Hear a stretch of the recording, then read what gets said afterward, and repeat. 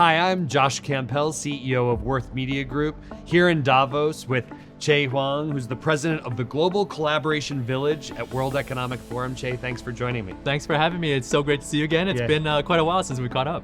Been a while. So, for those out there who don't know, what is the Global Collaboration Village? Yeah, it's a fair question. So the Global Collaboration Village is a strategic extension of the World Economic Forum. So it's built in partnership with Microsoft and Accenture. Essentially, it's bringing immersive 360-degree experiences, VR, and as such, to really broaden the impact and broaden the role of WEF around the world. So making it more accessible to a larger audience than, the couple thousand people here, in Davos. That's exactly right. So we bring folks into immersive experiences so that they can collaborate just like they can here in the Congress Center. And so if for whatever reason they're not able to make it to Davos, we can break down those geographical barriers, no matter if you're a head of state, a business leader, or just an engaged citizen, to be able to be at that table and contribute to that conversation. It's what the forum has done for over 50 years. Be an open forum where folks can come in and collaborate and have discussion. So we're now bringing it into digital with spatial computing. Oh, great. So you took the job before ever actually coming to the World Economic Forum annual meeting here in Davos.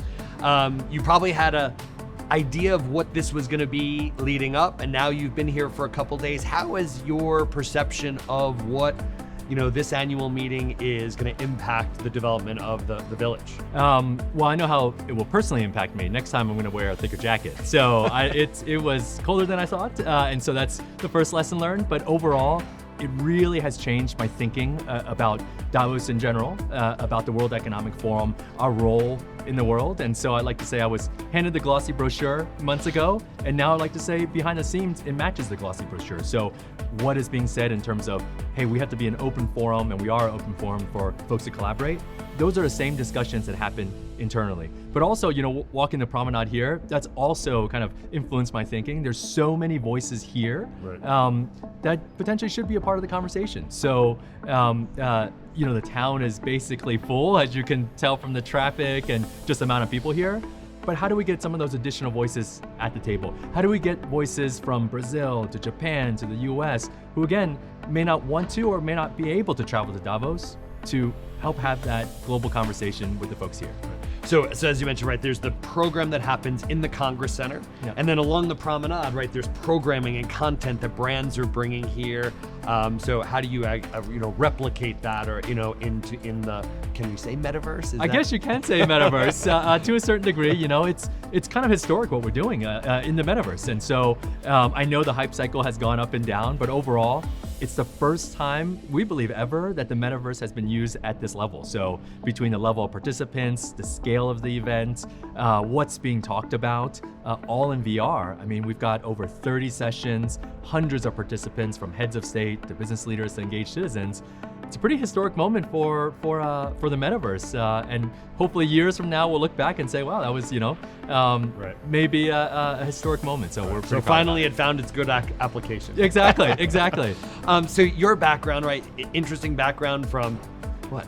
Teacher, lawyer, game developer. And the game developer part is really relevant here, right? How is bringing sort of what you learned from building a gaming company, into this application? There's so many similarities because right now the hardware is still developing. We're looking forward to new hardware coming to market and really beginning that, that increase in computing power in purely mobile headsets. That sounds a lot like the first ever smartphone. And so I remember, yes, it was pretty cool when you used your first ever smartphone, but you were like, well, what can I really do with this? And the graphics on the first games really weren't that good. Sounds a lot like what people are saying about virtual reality today. With that said, I think that goes away probably as soon as this year, surely over the next few years. And again, 10 years from now, when it's photorealism everywhere you go with these devices, especially as the form factor shrinks, I mean, it's going to be a pretty interesting time. Yeah, no, that's it's amazing. Obviously, this year a lot of AI, so a lot of conversation about AI. So technology taking a sort of center role, in the conversation. That's right. Chieh, well, thanks for joining us today. For all of our Davos content, you could visit worth.com.